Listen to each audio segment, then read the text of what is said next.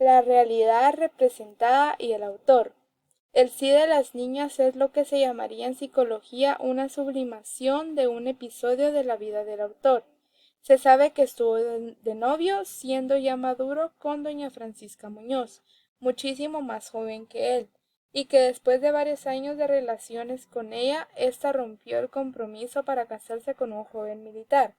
Sin embargo, Moratín nunca dejó de ser fiel amigo de Pasita. Así la llamaba a veces en sus cartas, remendando la mala ortografía de la jovencita. La auxilió espiritual y económicamente, y ella fue la depositaria de sus enseres cuando él huyó a Francia, incluyendo el retrato que le había hecho Goya, del que se tuvo que desprender Paquita con gran disgusto cuando muerto Moratín hubo de entregarlo a la Academia de San Fernando según lo disponía él en su testamento. Toda la ternura que Moratín debe haber sentido por la Paquita real y la comprensión que le permitió sobreponerse al casamiento de ella con el joven Valverde y conservar su amistad a lo largo de los años hasta su muerte se traslucen en el sí de las actitudes de don Diego. Se cree que doña Irene tiene mucho en común con la madre de Paquita Real. El resto es pintura de seres, de lugares, de costumbres típicas de la España de su época que se ofrecían a su fino espíritu de observación, y es también un nuevo ángulo desde el que se ve su tema favorito, la educación de la mujer y como corolario del mismo de injusticia del casamiento con su viejo impuesto a una jovencita.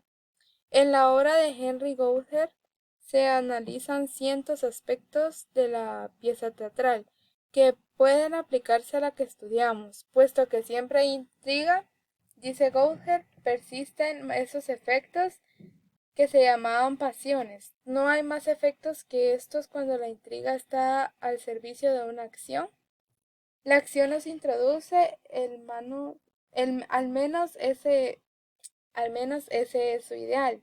En un mundo donde viven personajes cuya existencia se impone a nuestra intención, como se impuso a la imaginación que los inventará. Si su personalidad nos suscita interrogantes, es porque ha puesto al autor en la picota mientras no se liberó, en cierto modo, en su obra y por su obra. La historia nos emociona con la misma emoción con la que creó en un esquema que no cesó de crear en la medida que el esquema se transformaba en una tragedia o en una comedia, es decir, que la acción llama a una participación. Esto no quiere decir que nos identifiquemos con ninguno de los personajes, sino porque comprendamos en la debida perspectiva temporal.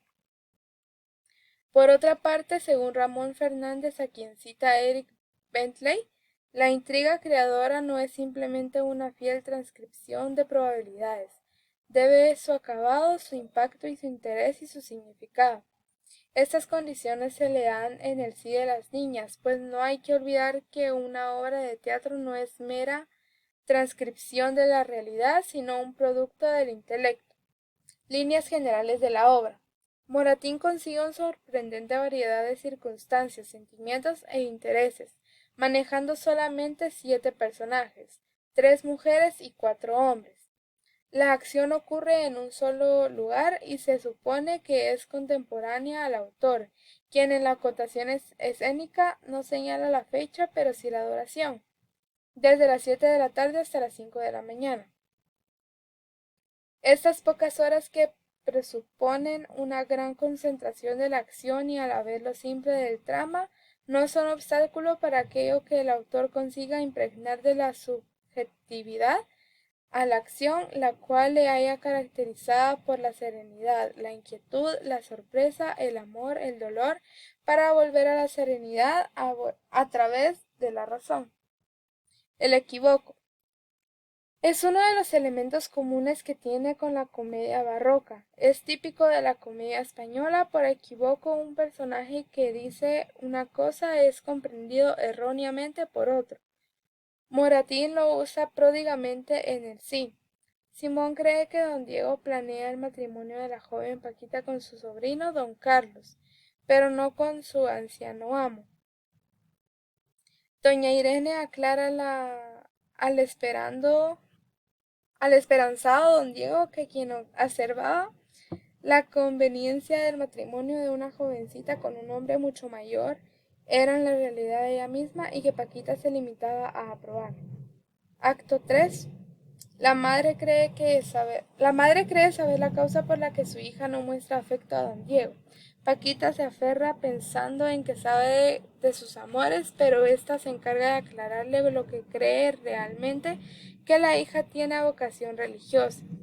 El fingido don Félix le dice que cuenta con la anuencia de su pariente más querido, un anciano respetable y virtuoso, a quien más que tío debo de llamar amigo y padre. De ahí deriva la posibilidad de que una fortuna del tío de seguridad en el futuro a Paquita, ella, desinteresada, afirma que solo le importa su amor. Es un equívoco donde este campea la ironía más cruel, pues es precisamente don Diego, su rival conocido, la persona en quien el joven enamorado piensa, como garantías de sus amores. El falseamiento de la personalidad de don Carlos frente a Paquita, que lo cree don Félix, es el equívoco fundamental de la trama y que él permite al sucederse de las situaciones que se van dando. Paralela al equívoco de la escena 6 del acto 2, entre madre e hija se da otro en el diálogo entre tío y sobrino, cuando éste se cree que don Diego conoce sus amores al decirle no te aparezca que estoy ignorante, pues de lo que hiciste no la ves nada. Y suspicaz y pregunta, pues ¿qué hice yo? Y en la confusión que le produce la respuesta del tío, si te digo que lo sé y que te lo perdono, ¿qué más quieres? No es tiempo ahora de tratar de eso, vete. Se va precipitadamente y solo vuelve a llamarlo por tío, pero es evidente que sigue pensando que él lo sabe todo y pues pregunta algo después. ¿Queda usted enojada conmigo? En la escena, Paquita interpreta bien las palabras de Simón, que le comenta la partida de don Carlos y su criado, pero el equívoco está en que desconoce el motivo de la ausencia del joven, que ella cree desamor y por lo cual el acto termina con expresión de la angustia de Paquita, su incertidumbre, su desesperación. Monólogos. Moratín usa los monólogos como ventanas que permitan al espectador o al lector asomarse al alma de sus personajes más importantes, como Paquita y don Diego, no hacen avanzar la acción y podrían suprimirse si no es que por la trama fuera menos lógica, pero su importancia reside en que son rápidas exploraciones que a veces toman poquísimas líneas, pero resultan valiosas para conocer los sentimientos de la jovencita y del anciano. El único monólogo que tiene otro fin es el que pudiera considerárselo, aparte de la calamocha, mere- meramente descriptivo. Los confidentes. Los tres criados que aparecen en la obra son confidentes de los amores de sus amos, Rita y Calamocha, de los jóvenes, Simón de don Diego, aun cuando el papel de los criados sea concebido como una manera más o menos convencional, no sea eso deja Moratín de darles el diálogo personalidades bien diferenciadas y definidas. Los personajes de los tres confidentes no son doblajes uno de los otros. Simón, viejo servidor de don Diego, es fiel a su señor, pero quien quiere tiernamente al sobrino de éste, a quien elogia siempre que puede y porque intercede ante su amo, intuye desde el comienzo que la pareja adecuada para Paquita no ha sido de ser el tío.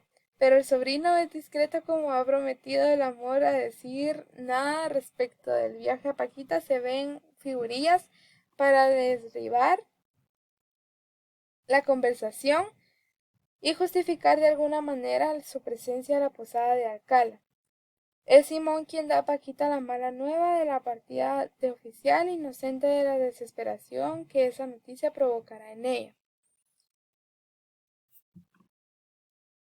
Calamocha, el criado joven del joven militar, es alegre, ocurrente y busqueja con Rita, tan simpática y dicharachera como él, una suerte de galanteo que en la que la obra barroca hubiera sido más acentuado, pues era la corriente que los amores de los criados fueron paralelos a los de los amos, pero que en el neoclasicismo moratín no pasa de un esbozo para permitir el clarísimo desarrollo del argumento único, sin trama secundaria a lo que oscurezca y desvíe la atención.